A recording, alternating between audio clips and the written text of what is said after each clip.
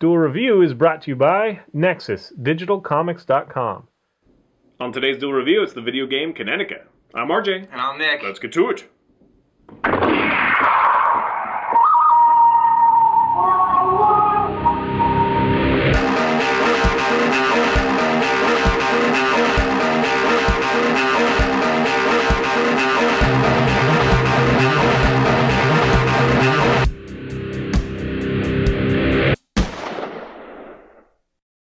Today is October 30th, and we're taking a look at the video game Kinetica. That's right, and it came out in 2001, and the developers were, let's see, SCE Santa Monica Studios, and I'm sorry I forgot that. But this one, did I say it came out in 2001? If I didn't, it came out in 2001. Yes, you did. And I got this... 3 times now. Oh, thank you. So it came out in 2001, and I got this because I'm not a huge fan of racing games, but I did play Extreme G and Extreme G2, and those two games I enjoyed very much. And so when this came out, I was like, oh, this looks interesting, and I got it, and I think I got it cheap. But I really enjoyed it, and the reason I enjoyed it is because, A, they're wearing kinetic suits, which is what he was talking about, these kind of robot outfits. Essentially, they were, you know, their own motorcycles. I mean, they're cool. Yeah, I don't even know where the engine is, like how the wheels move, but I don't care. Suspension of disbelief, they just kind of happen. Anyway, so the premise, there's no real premise, it's a racing game. But basically, you have to perform stunts in order to gain boost, and the boost obviously helps you win the race.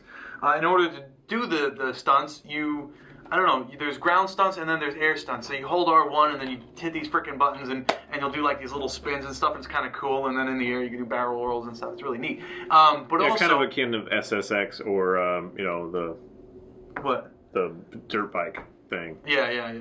Or Dave Mirra's BMX or something like that. Yeah. So what I really liked a lot was the levels, because the levels aren't just, you're to make it a left, oh, you're going to make a right, oh. Actually, I did that backwards, you're going to make a right, and then you're like, make a left, like I know my freaking directions. Anyways, you could also go like up buildings and upside down for a while, and you really get kind of thrown out, like which way you're supposed to go, because am I supposed to be up there now, or did I find a shortcut, or what? Kind of really throws you out. So I really did enjoy this game, and I really am hoping that they make, a sequel, but it's unlikely.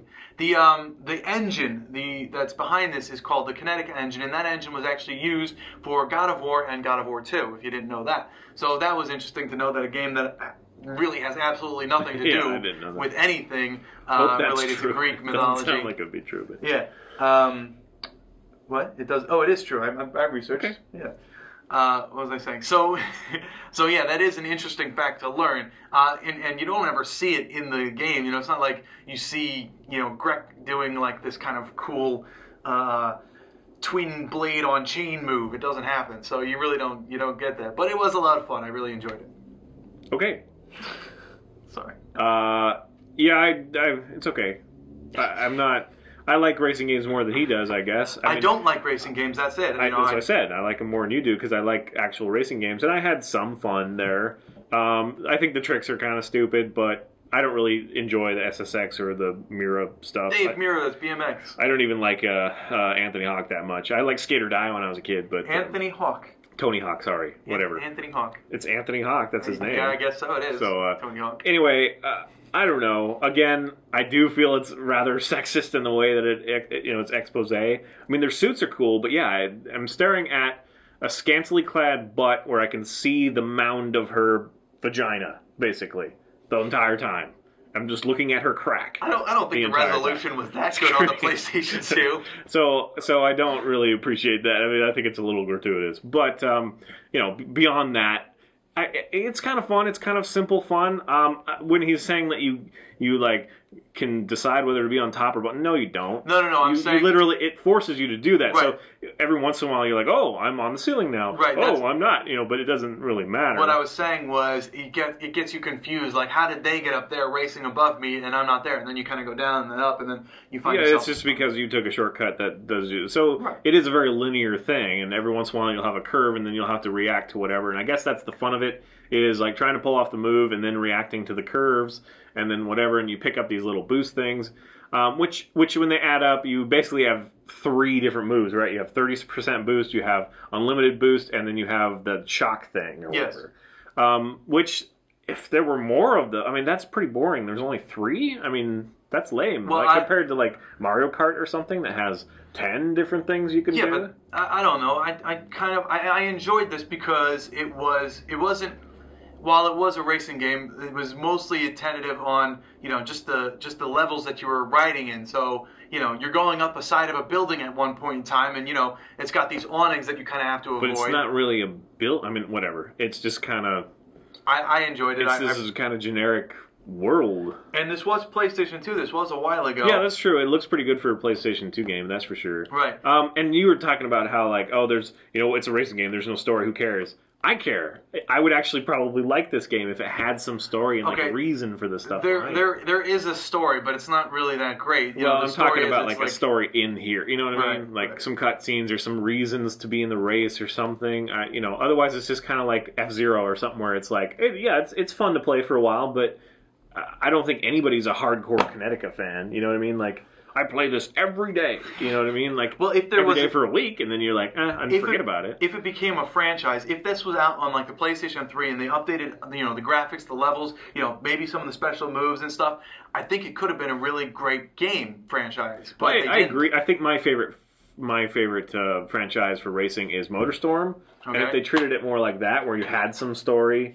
Because Armageddon was a lot of fun, or Apocalypse, that was a lot of fun. If you had a little bit more story, and you had a little bit more interaction, because you could kind of nudge people, and, if you weren't the heavy guy, you'd get fucked up by the heavy guy. But that's about it. I mean, there's no real interaction. So, I don't know. Yes, I agree that if they brought it into the next generation, and they took a little bit more time with character and story, that it could be pretty kick-ass. Right. I wish they put just a little bit of more pants on some of them. It's ridiculous. I don't want to look at her crack the entire time. I mean, I'm a dude. I like girls' butts. You know what's funny? Give me a break. Like the character, fully clothed robot arms, and then her butt. Like her butt and her midriff are the only thing exposed. I always played as Razzo, one of the guys, or the slow ones. Or Greg. Because they had slow ones. The faster ones, the females, they had very bad turning. Yeah, look at her boobs. They're like exposed except for little like crossbar. You can't even see that. It's ridiculous. They even have like little lug nuts for nipples. Yeah, those are lug nuts. They are. But like something like that, that's a pretty cool. The style is cool. Yeah, it's just that they're obviously sexist. Well, it's not. Yeah, they're just fanfare. And Crank. Service. I mean, fan service. Thank you. And Crank, he was a pretty cool character. And if you beat the game, there is some story afterwards that you get into. It is pretty cool. Not that I really cared, because I just liked freaking soaring up sides of the buildings and upside down and stuff. That was. I think it's just one of those games for me that I play and would really enjoy for about a week, and then I would probably never play again and forget about it. Well, okay. Granted, when I had the PlayStation 2, I was always strapped for cash, so I had to pick and choose my games. So if I bought one and it wasn't good, I would sit there and play it over and over and over anyways. But this one I did really enjoy. I liked a lot of them. I liked a lot of the characters. Here's Vigor, and he has this, these kind of mechanical arms that help him steer. It's really awesome. And they all have unique moves, although they may not seem it at first run, but if you pay attention, they all do have unique freaking moves. Awesome. To me, clearly they thought it was going to be like a franchise like hit thing, because they included this little art book, and that's probably what got you into it, is because you're like looking at these and you're like, oh, that's so cute, and then it's like, oh, I get to play as these, but I don't know.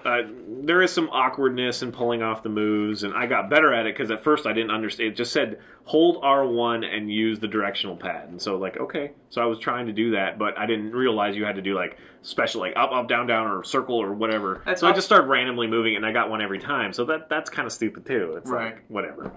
Well, they were made to be easy. The issue with the stunts is if you're holding down R1, you can't turn, which means that you have to pull off the stunt before you have to turn. Right. So you're remembering straightaways or whatever. Right. So see other characters do it, then you do it. Right. It means that you really have to pay attention to you have to know the what is it, the freaking course.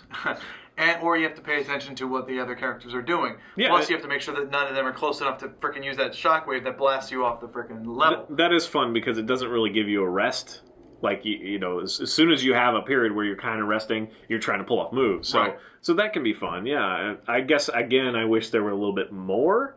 Because there seemed to be like 4 moves you could do. Well, okay. Maybe you unlock some later. No, you don't. With the ground moves, I think there's only 4. But with the aerial moves, I think there's more like 6 or so. So total, there's 6 and 4 is 10 moves that you can do. Okay. You know, so I mean, I don't know. I thought that was interesting. There's 15 levels. There's 9 racers that you can play as, provided you unlock some of the other ones.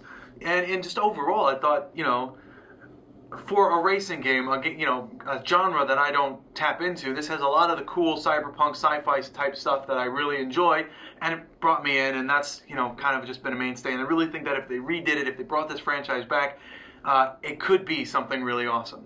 All right. Thanks for watching, guys. Please subscribe to our YouTube channel and check out our great playlists. Game Lab's been a lot of fun. Maybe we'll play this and you can kick my ass. And Moonflower and Forever are great. Thank you, thank you. And please leave comments. We love comments, and you can help support us and our new digs by buying our wares at spiderwolf.com. Yes, please. T-shirts, card games, art prints, short stories, and more to come. See you guys later. Bye! Oh. See you later. Next up, it's Android's Netrunner.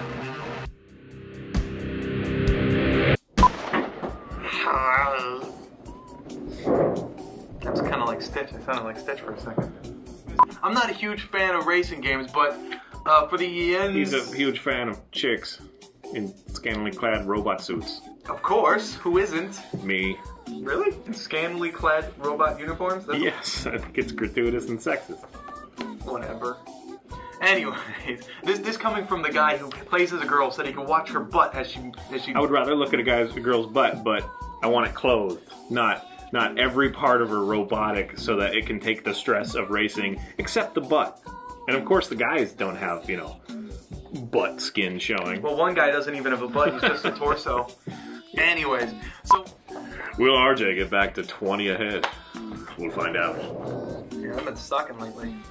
Actually, lately you've been doing fine. You were just sucking like a couple weeks ago. You did horrible. Yeah, I think that if they took more time with it, it could be cool and just cover up their butts. I mean, seriously. Everything is robot except for their ass. Well, I mean, they have to poo. They also have to, you know, eat food, and they have to take off their suits, obviously, to do that. Well, yeah, there are people underneath. Plus, you have to think about how lightweight it is. We also got to think about, if they're doing so much torquing, like, they'll need some support there. Yes, that's very true. So, it's just obviously an aesthetic choice. It is. Aesthetic choice. Sexist.